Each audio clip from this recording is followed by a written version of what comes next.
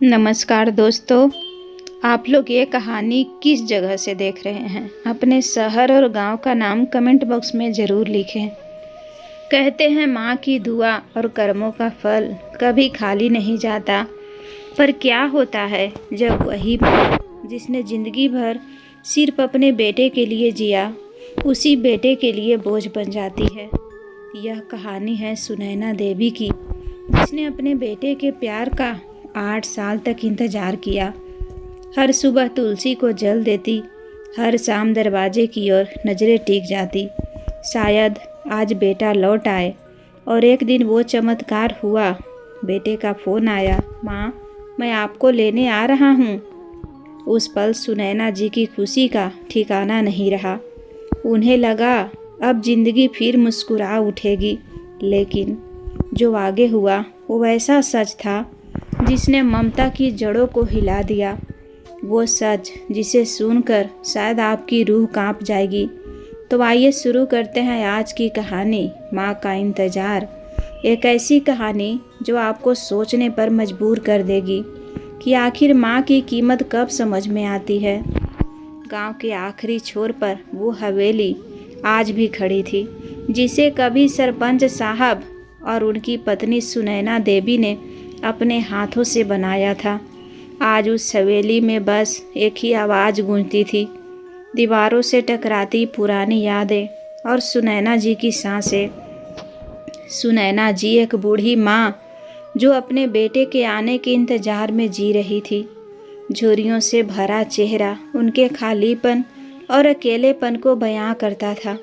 उन्होंने धीरे से खुद से कहा, कब आएगा मेरा बेटा? अब तो 7 साल हो गया। उसकी याद में मैं तड़पती और बिलखती रहती हूँ, लेकिन वो तो भूल गया माँ को। ये बोलते बोलते उनकी आंखें भर आती है। ये बातें जैसे रोज उनके दिनचर्या का हिस्सा बन चुकी थी। हर सुबह की तरह हल्की धूप आंगन में गिर रही थी। हवा में अगरबत्ती की खुशबू थी। सुनैना जी मंदिर से लौटती हैं, माथे पर हल्का सा सिंदूर, हाथों में पूजा की थाली। धीरे धीरे कदम रखती हुई तुलसी के पास जाती है और जल चढ़ाकर हाथ जोड़ती है। तभी बगल में रहने वाले पड़ोसन लता काकी ने कहा, अरे सुनैना बहन, आज भी इतनी सुबह उठ गई? अब तो बूढ़ी हड्डियां भी दर्द करती होगी रे। क्यों इतनी जल्दी उठकर दर्द करती हो? जिसे सुनकर सुनैना मुस्कुराने की कोशिश करते हुए, आदत सी हो गई है बहन। सुबह का ये समय ही तो भगवान से बातें करने का होता है। ये सुनकर लता जी कहती है, अच्छा सुन, वो तेरा बेटा अमेरिका वाला फ़ोन करता है कि नहीं? सुनैना थोड़ा ठहर कर धीमी आवाज़ में, कभी कभी कर लेता है बहन। वहाँ की ज़िंदगी बड़ी तेज है ना बहन, वक्त कहाँ मिलेगा उसे। लता सहानुभूति से, तू भी न सुनैना, बच्चों को हमेशा बचाती रहती है। आजकल कौन याद करता है बूढ़े माँ बाप को? सबको अपने आराम की पड़ी रहती है। सुनैना थोड़ा मुस्कुराते हुए लेकिन आंखें भर आई, नहीं बहन, मेरा बेटा ऐसा नहीं है। वो बहुत अच्छा है। वो तो बस वहाँ का काम, वहाँ की जिम्मेदारियाँ जानती है। जब वो छोटा था ना, तब कहता था, माँ बड़ा होकर तुम्हारे लिए बड़ा घर बनाऊंगा। शायद इसीलिए वह इतना उलझा हुआ है। यह बोलकर वह चुप हो रही थी। समझ नहीं आ रहा था वह दूसरों को दिलासा दे रही थी या फिर खुद को। थोड़ी देर चुप्पी छाई रही थी। फिर लता धीरे से, भगवान करे बहन, तेरा बेटा तुझसे मिलने जरूर आए। सुनैना धीरे से मुस्कुराने की कोशिश करती है, हाँ बहन जरूर आएगा। बस अब इतना कह सकती हूँ कि हर माँ इंतज़ार करती है, चाहे बेटे का फ़ोन आए या नहीं। हर दिन मैं दरवाजे की ओर देखती हूँ, सोचती हूँ शायद आज आएगा, शायद आज मेरी आंखों से ये इंतज़ार उतर जाएगा। लता जी कुछ कह नहीं पाती। वह चुपचाप सुनैना जी का हाथ दबाती है और चली जाती है। लता के जाते ही सन्नाटा फैल जाता है। हवा में पत्तों की सरसराहट है। सुनैना जी वहीं तुलसी के पास खड़ी रह जाती है। हवा में अगरबत्ती की हल्की महक अब भी तैर रही है, पर उनके चेहरे पर अब सिर्फ सन्नाटा है। उनकी आंखों से धीरे धीरे आंसू गिरने लगते हैं। वो तुलसी के पत्तों पर गिरते हैं, जैसे हर आंसू में 8 साल का इंतजार भरा हो। बच्चा अगर एक पल के लिए भी माँ की आंखों से दूर हो तो भी माँ का दिल उदास रहता है। पर यहाँ तो सुनैना जी का बेटा 8 सालों से उनकी आंखों से ओझल था। हर दिन हर रात वो बस एक कॉल, एक आवाज़, एक माँ सुनने की उम्मीद में जीती थी। लेकिन वो कॉल कभी नहीं आया। कई बार उन्होंने खुद से सोचा, शायद आज वक्त नहीं होगा, शायद कल करेगा, पर वो कल कभी आया ही नहीं। एक दिन तो उन्होंने हिम्मत करके खुद अपने बेटे को कॉल लगाया। फ़ोन 2 बार बजा, फिर उधर से बेटे की आवाज़ आई, माँ मैं मीटिंग में हूँ, बाद में बात करता हूँ, और कॉल कट हो गया। सुनैना जी ने मुस्कुराने की कोशिश की थी, सोचा चलो बात तो हुई, पर जब उन्होंने दोबारा कॉल किया तो फ़ोन बार बार बिजी आता रहा। उन्होंने 3 बार 4 बार कोशिश की, हर बार वही बिजी की आवाज़। तब मोहल्ले के लड़के से दिखाया, बिटवा ज़रा देख तो ये क्या हुआ। लड़के ने फ़ोन देखा और कहा, माई ये नंबर तो अब ब्लैक लिस्ट में डाल दिया गया है, या तो उन्होंने नंबर डिलीट कर दिया होगा। बस इतना सुनते ही सुनैना जी के हाथ कांपने लगे। उन्होंने फ़ोन धीरे से ज़मीन पर रख दिया, आंखें बंद की और चुपचाप तुलसी के पास बैठ गई। सुनैना जी धीरे धीरे खुद से बोली, कैसा वक्त आ गया है। जिस बेटे को कभी बुखार में मैं रात भर गोद में रखती थी, आज वो मेरी आवाज़ तक सुनना नहीं चाहता। वो आकाश की ओर देखती है, आंखों से आंसू लगातार बह रहे हैं। हे भगवान, क्या यही माँ की गलती है कि वो अपने बच्चे को याद करे। कभी कभी लगता है मेरा बेटा अब सिर्फ मेरे सपनों में रहता है। उन्होंने पति को फोटो को देखते हुए कहा, देखो जी, आज भी उसी तरह इंतज़ार करती हूँ जैसे पहले करती थी। बस फ़र्क इतना है कि अब कोई जवाब नहीं आता। पहले चिट्ठियाँ आती थी, अब मोबाइल की घंटियाँ भी नहीं बजती। वो अपनी साड़ी के पल्लू से आंखें पोंछती है और आंगन के एक कोने में रखी पुरानी कुर्सी पर बैठ जाती है। 8 साल हो गए, 8 साल, ना दिवाली पर, ना होली पर, ना मेरे जन्मदिन पर एक बार भी नहीं आया मेरा बेटा।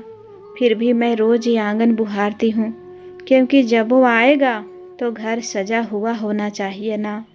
हवा हल्की सी चलती है, तुलसी के पत्ते हिलते हैं और उनकी आंखों से फिर एक आंसू गिरता है, जैसे वो इंतज़ार का 8वां साल हो।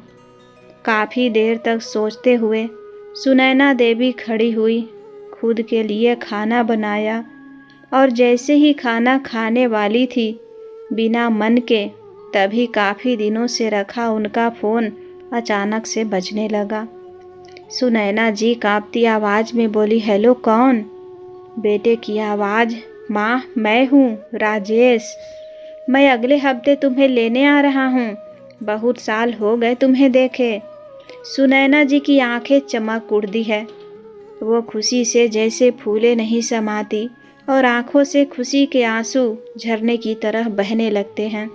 सच बोल रहा है बेटा, तू आ रहा है, भगवान तेरा भला करे, मैं सबको बता दूँ। राजेश हंसते हुए, हाँ माँ, सबको बता देना, इस बार पक्का आ रहा हूँ, वो भी तुम्हारी बहू के साथ। ये सुनकर तो सुनैना जी की खुशी से फूले नहीं समा रही थी। फ़ोन करता है और सुनैना जी की खुशी जैसे पूरे घर में गूंजने लगती है। अगले दिन सुनैना देवी अपने पुराने झाड़ू से आंगन बुहार रही थी, जैसे हर धूल के साथ वक्त का बोझ भी हटाना चाहती हो। आंगन में तुलसी के पास घंटी की हल्की आवाज़ गूंज रही थी। रसोई से पकवानों की महक हवा में तैर रही है। पूरा घर जैसे फिर से जिंदा हो उठा हो। लता काकी आती हैं, हाथ में दूध की बाल्टी लिए, फिर हैरान होकर बोलती है, अरे सुनैना बहन, आज तो तेरे घर में फिर से रौनक लग रही है, क्या बात है? सुनैना जी चेहरे पर चमक और आंखों में नमी के साथ बोली, अरे लता बहन, खुशखबरी है।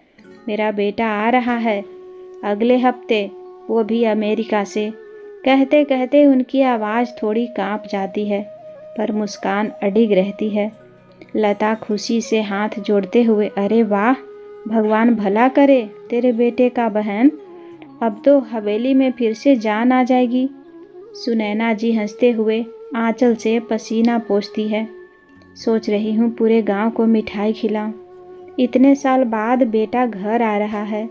लता बहन, इतने साल बाद। उनकी आवाज़ टूट जाती है, पर वो जल्दी संभल जाती है। उसी वक्त कुछ बच्चे दौड़ते हुए आंगन में आते हैं।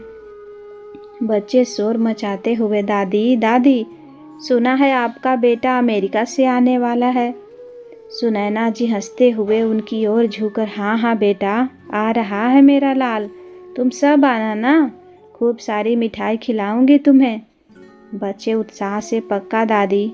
फिर वो धीरे से आसमान की ओर देखती है, धीरे धीरे बोलती है, भगवान बस इस बार उसे सलामत पहुंचा देना। तेरे दर पे बस यही आखिरी मुराद है मेरी। 2 दिनों बाद गरम दोपहर की धूप में धूल उड़ी। अचानक दूर से एक चमचमाती सफ़ेद कार हवेली के गेट पर आकर रुकी।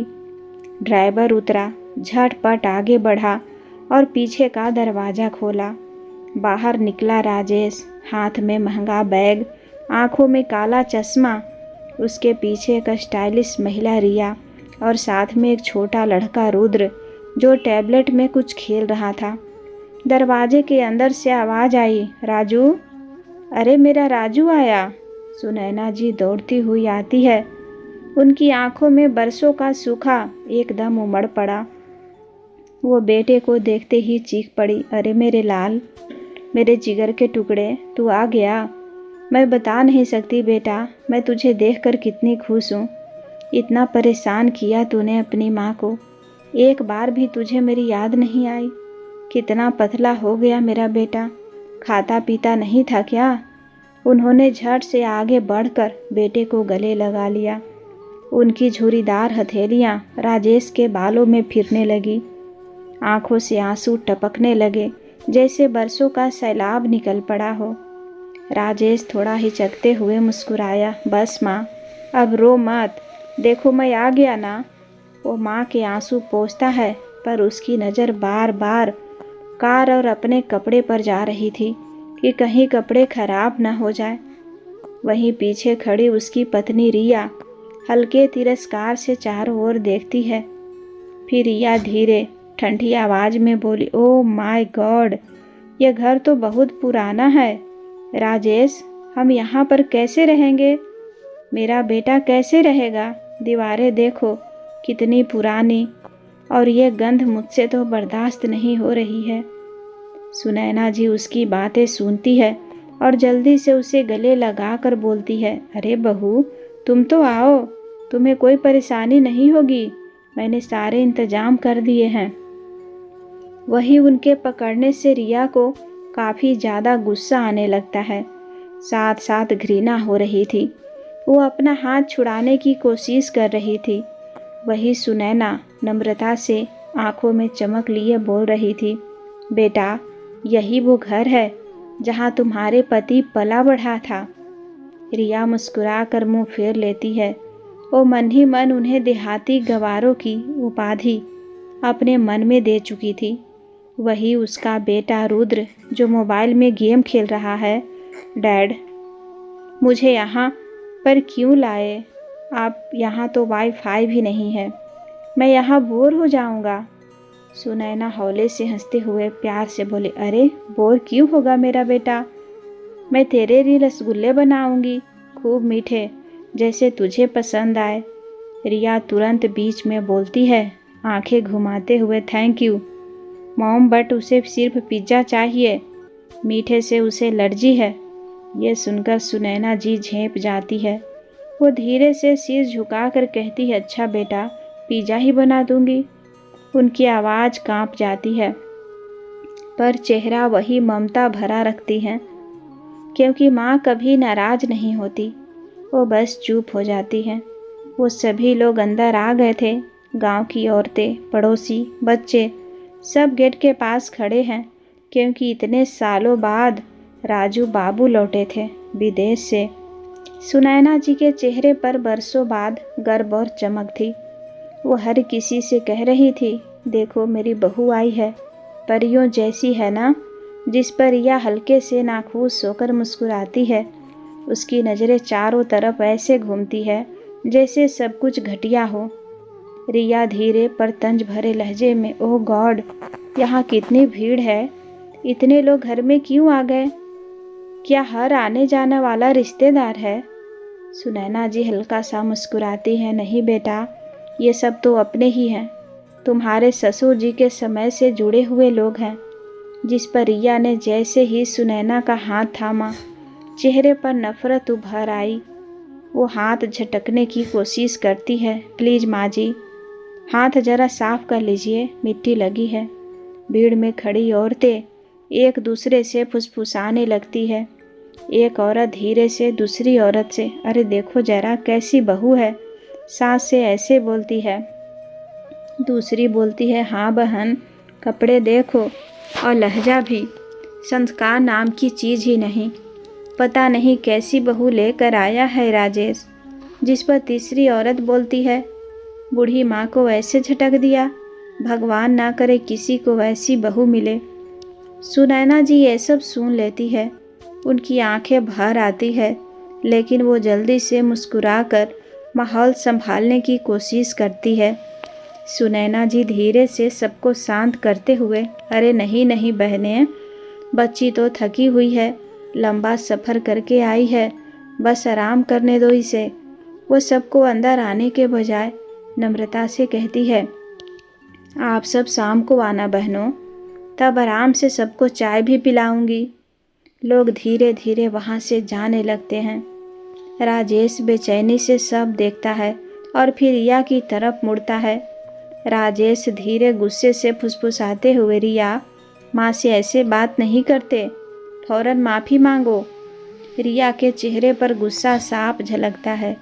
वो अंदर से आग बबूला हो रही थी, लेकिन सबके सामने जबरन मुस्कुराती है, सॉरी माँ जी, वो मेरा मतलब आपको बुरा तो नहीं लगा ना, मैं बस थकी हुई थी। सुनैना जी हल्का सा सिर हिलाती है, उनकी आंखों में दया और प्यार दोनों है। सुनैना जी, मुस्कुरा कर नहीं बेटा, माँ को भला क्या बुरा लग सकता है अपने बच्चों से। वो रिया के सिर पर हाथ रखती है। वो हाथ काँप रहा था, पर उसमें अब भी वही ममता भरी है जो कभी बेटे के बचपन में थपकी बनकर उसके सिर पर पड़ती थी। रात को खाना खाते समय सुनैना जी ने सबके लिए दाल, रोटी, खीर बनाई है। राजेश मुस्कुराते हुए, माँ, तुम्हारे हाथ का खाना मिस कर रहा था। रिया प्लेट सूंघकर, उफ, देसी घी की स्मेल आ रही है, इतना हैवी खाना मैं नहीं खा पाऊंगी। सुनैना जी का चेहरा उतर जाता है, लेकिन मुस्कान नहीं जाती। कोई बात नहीं बहू, मैं तुम्हारे लिए दूध और टोस्ट बना देती हूँ। सुनैना जी बस उनकी खुशी के लिए कुछ भी कर सकती थी।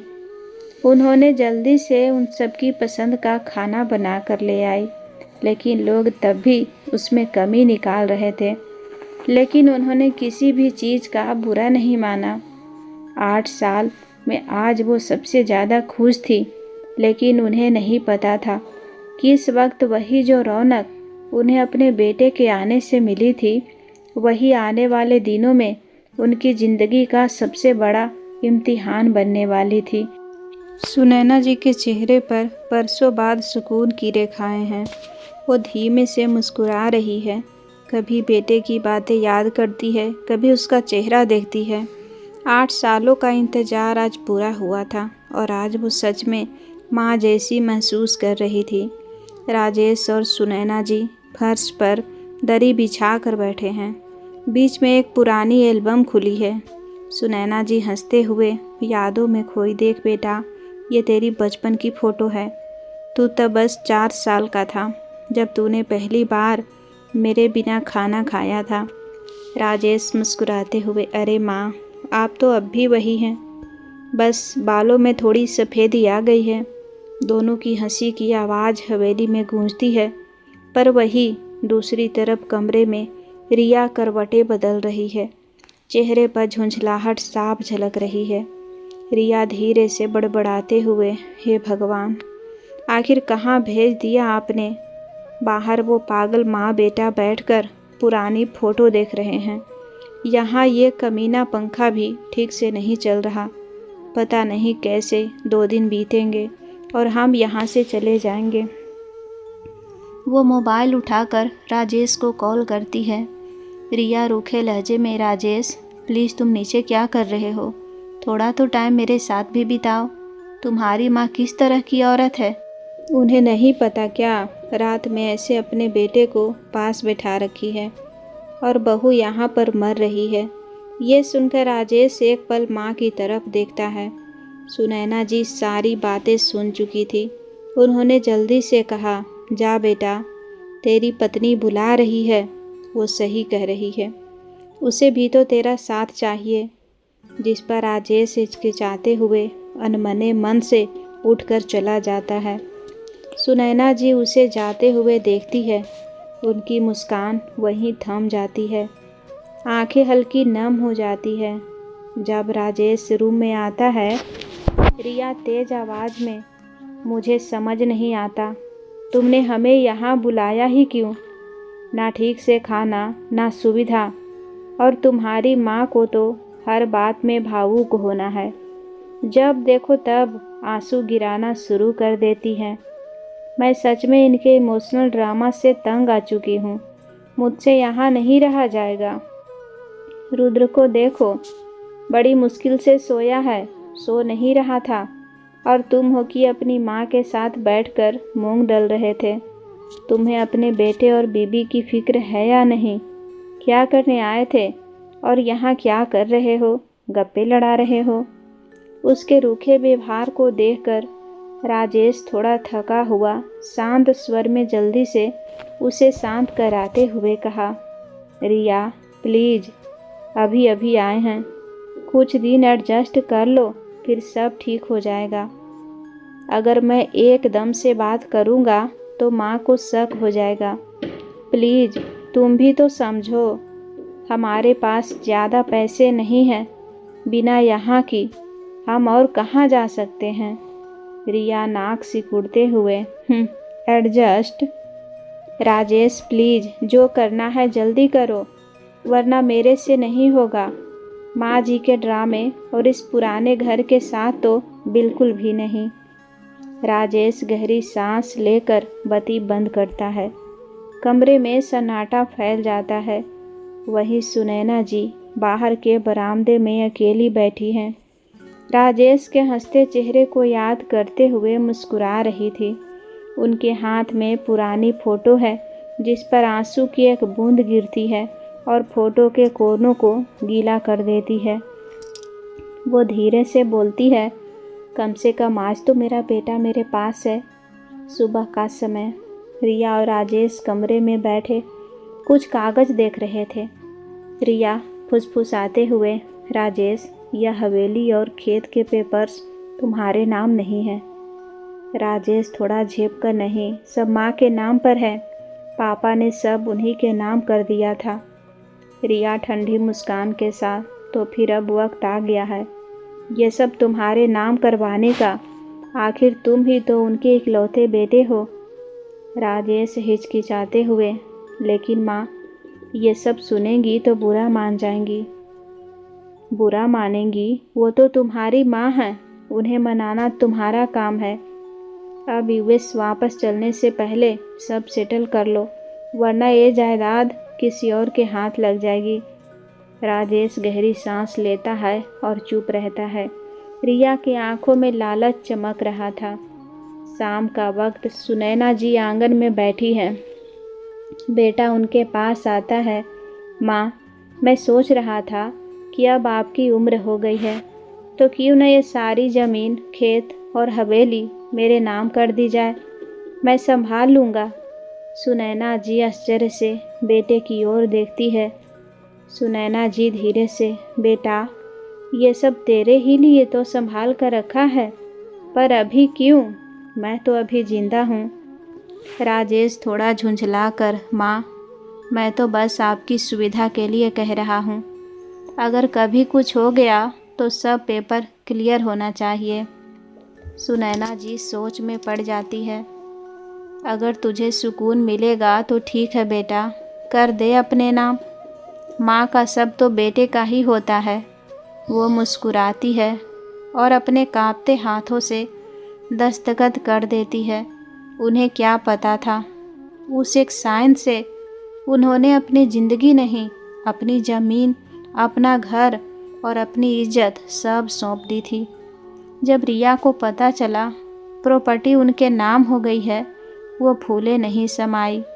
फिर रिया गुस्से में बोलती है, अब जब काम हो गया है तो अब गांव में रहकर क्या करेंगे? मुझे नहीं रहना इस पुराने गंदे बदबूदार घर में, जहाँ ना सुविधा है ना कोई क्लास। और ये गांव, ओह गॉड, यहाँ तो नेटवर्क तक नहीं आता।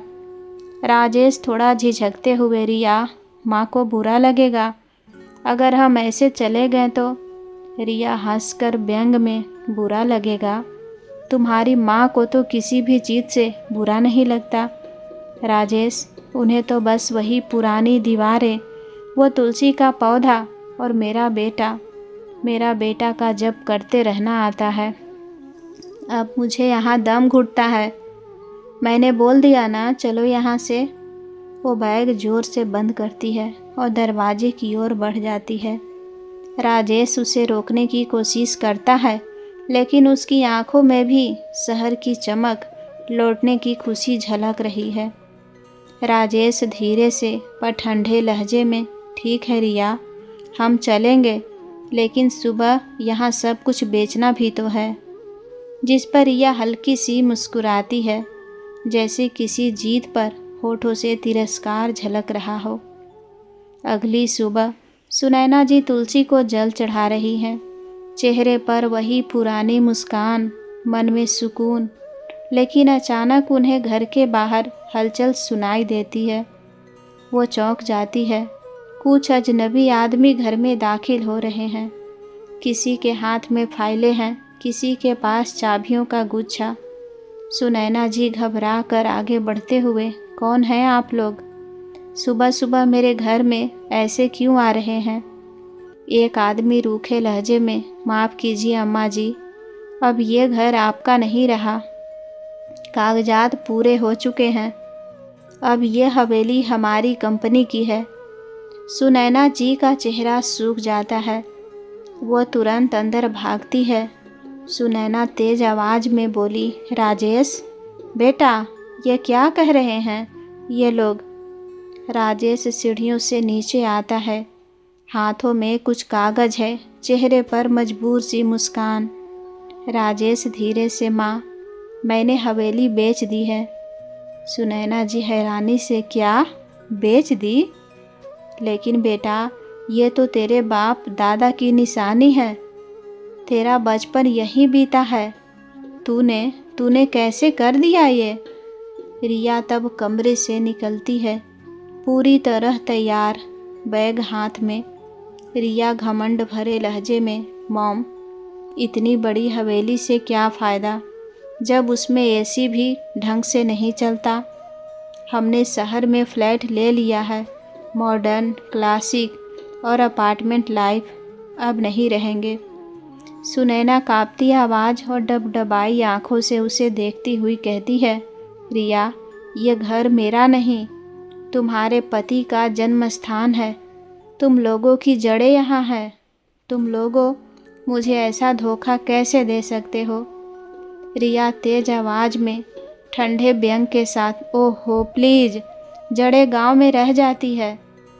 हम अब शहर में उग रहे हैं अम्मा जी। पड़ोस की औरतें हलचल सुनकर बाहर आ रही थी। एक औरत बोलती है, देखो तो कैसी बहू है, ना तमीज़ ना संस्कार, ऊपर से सास से यूं बात करती है। एक और औरत बोलती है सिर हिलाते हुए, और इनके बेटे ने तो कमाल ही कर दिया, माँ की छत तक बेच दी। राजेश चारों तरफ लोगों की बातें सुनकर घबरा जाता है। वो समझ जाता है कि अगर यहाँ कुछ बोला तो गांव वाले हंगामा कर देंगे। वो तुरंत अपनी आवाज़ मुलायम करता है, माँ के पास जाकर बोलता है। राजेश धीमे मीठे लहजे में, माँ, आपने हमेशा कहा था ना कि आप मुझे अकेले नहीं रहने देना चाहती, तो हमने बस ये हवेली बेच दी। आपको अब अकेले नहीं रहना पड़ेगा। हम सब साथ रहेंगे शहर में, अपने नए घर में। सुनैना जी मासूमियत से बेटे की आंखों में देखती है। उनकी दिल की कितनी इच्छा थी कि वो अपने बेटे बहू के साथ ही रहे। यह सुनकर उन्हें बहुत खुशी हुई। वैसे भी उनका बेटा अब यहाँ ज़्यादा दिन नहीं रह सकता था, इसीलिए जो किया उसने सही ही था। सच बेटा, तू मुझे अपने साथ रखेगा? राजेश झूठी मुस्कान के साथ, हाँ माँ, यही तो चाहता था मैं। आप बस खुश रहो, बाकी सब मैं संभालूंगा। वो उनकी हथेली पकड़ लेता है। सुनैना जी का चेहरा खिल उठता है। वो भगवान की मूर्ति की ओर देखकर आभार भरे स्वर में बोलती है, भगवान, तूने मेरी सुन ली। अब मेरा बेटा मुझे अपने साथ रखेगा। रिया सब सुन रही होती है। वो मन ही मन गुस्से से दांत भींचती है, लेकिन कुछ कहती नहीं। राजेश की नज़र उस पर पड़ती है। वो हल्के से सिर हिलाकर उसे चुप करा देता है। दोपहर का वक्त राजेश, रिया और सुनैना सब लोग बाहर निकलते हैं। गांव के लोग हाथ जोड़कर उन्हें विदा करते हैं। सुनैना जी सबको आशीर्वाद देती है। चेहरे पर मुस्कान है, पर आंखों में हल्की नमी लिए कार से सब निकल जाते हैं। कुछ ही घंटे बाद वो लोग एयरपोर्ट पर थे। राजेश अपनी माँ को एक बेंच पर बैठाता है। उसके चेहरे पर अभी झूठा सुकून है। राजेश धीरे से बोलता है, माँ, आप यहीं बैठिए, हम अभी टिकट लेकर आते हैं। सुनैना जी भोलेपन से, ठीक है बेटा, जल्दी आना। तेरे लिए पराठे बनाए हैं, उन्हें तुझे खिलाऊंगी। राजेश मुस्कुरा कर सिर हिलाता है। फिर रिया और बेटे को लेकर दूर चला जाता है, जिसे देखकर सुनैना जी को अजीब लगता है, लेकिन वो अपने बेटे पर थोड़ा सा भी शक नहीं करती। एयरपोर्ट पर बैठे हुए उन्हें घंटों बीत गए और अब वहाँ पर भीड़ कम होने लगती है। घड़ी की सुई बार बार घूमती है। सुनैना जी हर आती जाती शक्ल में अपने बेटे को ढूंढती है। फिर सुनैना जी धीरे से बुदबुदाती है, राजेश बेटा, कहाँ रह गया तू? वो बार बार बैग खोलती है। अंदर से अपने बेटे की पुरानी फ़ोटो निकाल कर देखती है। घंटा बीतता है, 2 घंटे बीत गए, फिर शाम हो जाती है। अब एयरपोर्ट लगभग खाली हो जाता है। सुनैना जी धीरे धीरे खड़ी होती है। आंखें लाल है, गला सूखा है। वो इधर उधर देखती है।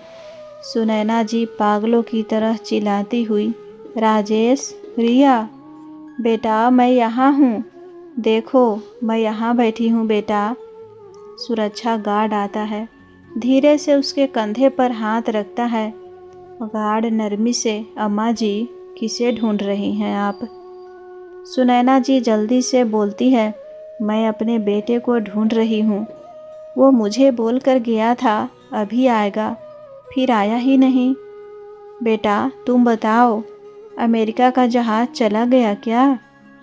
गार्ड सब समझ जाता है, क्योंकि उसने ऐसे कई लोग देखे जो अपने बूढ़े माँ बाप को छोड़कर फरार हो गए थे, और सुनैना जी के साथ भी यही हुआ होगा, जिससे वह गार्ड नरमी से बोलता है, अम्मा जी अब आप घर जाइए, आपका बेटा यहाँ से जा चुका है। ये सुनते ही सुनैना जी को समझते देर नहीं लगती। अचानक से उनकी आंखों से आंसू बह निकलते हैं। तभी लाउड स्पीकर पर आवाज़ गूंजती है, अंतिम उड़ान रवाना हो चुकी है। उनकी आंखों से आंसू बहते रहते हैं। सुनैना जी धीरे धीरे बड़बड़ाती है, बेटा बोला था अभी टिकट लेकर आते हैं, शायद भूल गया होगा मुझे। वो उठती है लेकिन उनके पैर कांप रहे थे। बैग हाथ से छूट जाता है। अंदर से एक पुरानी फोटो गिरती है, राजेश की बचपन वाली। वो उसे सीने से लगा कर बैठ जाती है। पूरी रात वो एयरपोर्ट पर ही बिता देती है। अगले दिन लोग अपनी अपनी गाड़ियों में निकल रहे हैं। सुनैना जी अब भी उसी कपड़े में गली गली भटक रही थी। किसी ने मेरे बेटे को देखा है क्या? वो अमेरिका से आया था, राजेश नाम है उसका। सबसे यही सवाल कर रही थी। कोई जवाब नहीं दे रहा था। कुछ बच्चे हंसते हुए निकल जाते हैं। एक दुकानदार उन्हें देखकर झल्लाता है, अम्मा जी आगे जाइए ना, यहाँ भीख नहीं चलेगी। सुनैना जी चुपचाप आगे बढ़ जाती है। धूप से उनका चेहरा जल रहा है। भूख से पेट में ऐंठन हो रही थी। वो पास के मंदिर की सीढ़ियों पर बैठ जाती है। सुनैना जी थोड़ी देर बाद, हे भगवान, मैंने क्या बुरा किया था? बस इतना चाहा था कि बेटा मेरे पास रहे। उनकी आंखें पलकों पर रुक जाती है। वो काफ़ी दिनों तक भूखी प्यासी भटकती रहती हैं। शर्म की वजह से वो गांव वापस भी नहीं जा पाती। तभी एक दिन उनका पैर पत्थर से टकराता है और वो ज़मीन पर जा गिरती हैं। धीरे धीरे बेहोश हो जाती हैं। काफ़ी देर तक उन पर कोई ध्यान नहीं देता। तभी सफ़ेद वैन आती है। एक महिला करीब 45 साल की सरला दीदी उतरती है। सरला दीदी चौंकर, अरे कोई बुजुर्ग यहाँ बेहोश पड़ी है, जल्दी पानी लाओ। दो और महिलाएं दौड़ती है। वे सुनैना जी को उठाकर वैन में बिठाती है। धीरे धीरे उन्हें पानी पिलाती है। सुनैना जी होश में आती है लेकिन बोल नहीं पाती। सरला दीदी धीरे से, घबराइए मत अम्मा, अब आप सुरक्षित हैं। हम आपको अपने घर एनजीओ लेकर चल रहे हैं। सुनैना जी की आंखों से आंसू बहते हैं, पर इस बार उनमें एक सुकून है, जैसे किसी ने उन्हें फिर से अपना कहा हो। कुछ दिनों बाद एनजीओ में बुजुर्ग महिलाएं बातें कर रही है। सुनैना जी एक चारपाई पर बैठी है, सिर पर पट्टी बंधी है और सरला दीदी उनके पास है। सरला दीदी मुस्कुराते हुए, अब कैसी हैं अम्मा? सुनैना जी धीरे से, शरीर तो संभल गया बेटी, बस दिल अब भी टूटा है। सरला दीदी प्यार से, वो भी ठीक हो जाएगा अम्मा, यहाँ सब आपकी बेटियाँ हैं। धीरे धीरे समय बीतता है। सुनैना जी एनजीओ में रहने लगती है, दूसरे बुजुर्गों की मदद करने लगती है। उनकी आंखों में अब शांति है। वो अब दूसरों के लिए माँ बन चुकी है। उधर अमेरिका में भव्य अपार्टमेंट में रिया और राजेश की नई जिंदगी अच्छी चल रही थी। पैसों के लालच में वो हर जगह दिखावा पार्टियां कर रहे थे। लेकिन कुछ महीनों बाद एक दिन सुबह होते ही उनके पैरों के नीचे से जैसे ज़मीन खिसक जाती है। रिया जल्दी से हैरान परेशान होकर अपने पति राजेश से कहती है, राजेश, जिस हवेली के पैसों से ये फ्लैट लिया था और जिस कंपनी में हमने पैसे लगाए थे, अब वो कंपनी डूब गई। बैंक ने सब ब्लॉक कर दिया है। हमारे पास मैसेज आया कि अब हमारे ऊपर 50 लाख का कर्जा चढ़ चुका है। यह सुनकर राजेश घबरा कर, क्या, कैसे? वो तो मेरे पार्टनर ने, वो आगे बोलता। तभी अगले ही पल नोटिफिकेशन आता है, your account has been freeze, जिसे देखकर रिया चिल्लाकर कहती है, ये क्या हो रहा है?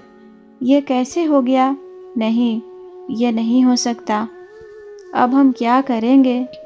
जैसे इतना लोन चुकाएंगे? वो कंपनी ने हमें धोखा दिया। फिर वो राजेश पर ही चिल्लाने लगती है, ये सब तुम्हारे वजह से हुआ है। तुम्हारे लालच ने हमें बर्बाद कर दिया। ना पैसा बचा ना नाम। राजेश थकी टूटी आवाज़ में, रिया, मैं कह रहा हूँ कुछ तो तरीका होगा। हम सब कुछ खो चुके हैं पर वापस बना सकते हैं। रिया तेज गुस्से में, क्या बना लोगे राजेश? घर गया, पैसा गया, नाम गया, अब मेरे बच्चे की सांसें भी चली जाए क्या? वो जोर से रोने लगती है। राजेश खामोश, जैसे सब कुछ सुनकर भी सुन नहीं पा रहा हो। तभी दरवाजे पर जोरदार ठक ठक होती है। राजेश चौंक कर, कौन? दरवाज़ा खुलता है। 2 पुलिस अफसर अंदर आते हैं। अफसर बोले, मिस्टर राजेश शर्मा, आपके खिलाफ फ्रॉड इन्वेस्टिगेशन केस दर्ज हुआ है। कृपया हमारे साथ चलिए। आपकी प्रॉपर्टी और बैंक अकाउंट सब जब्त किए जा रहे हैं। रिया जोर से चिल्लाती है, नहीं, ये झूठ है। ये कैसे हो सकता है कि हमारे पास अब कुछ भी नहीं बचा? अफसर सख्त लहजे में, अब आपसे सिर्फ पूछताछ होगी। अफसर घर की चीज़ें सील करते हैं। राजेश स्तब्ध खड़ा है। उसकी आंखों में अब सिर्फ खालीपन है, जैसे एक ही पल में जिंदगी उससे छीन गई हो। कुछ महीने बाद सड़क पर उस बर्फीली रात में राजेश और उसका बेटा रुद्र पुराने कपड़ों में ठंड से कांप रहा था। रिया अब उनके साथ नहीं है। सामने एक डंपस्टर के पास आग जल रही है। राजेश वहीं बैठा है, हाथों को सेक रहा है। राजेश धीरे से खुद से, माँ, शायद यही तेरी बद्दुआ थी। मैंने सब को खो दिया, घर भी, इज्जत भी, और अब खुद को भी। रुद्र कांपते हुए बोलता है, पापा, भूख लगी है। राजेश के पास न पैसे हैं न खाना। वो पास पड़े डस्टबिन से खाने के टुकड़े उठाता है, बेटे को देता है, खुद कुछ नहीं खाता। आंखों से आंसू गिरते हैं। राजेश रुद्र के सिर पर हाथ रखकर, माफ़ कर दे बेटा, तेरे दादा दादी के आशीर्वाद को मैंने खुद जलाया था। अब भगवान भी मुंह फेर चुके हैं। तभी अचानक एक लग्जरी कार सड़क के उस पार आकर रुकती है।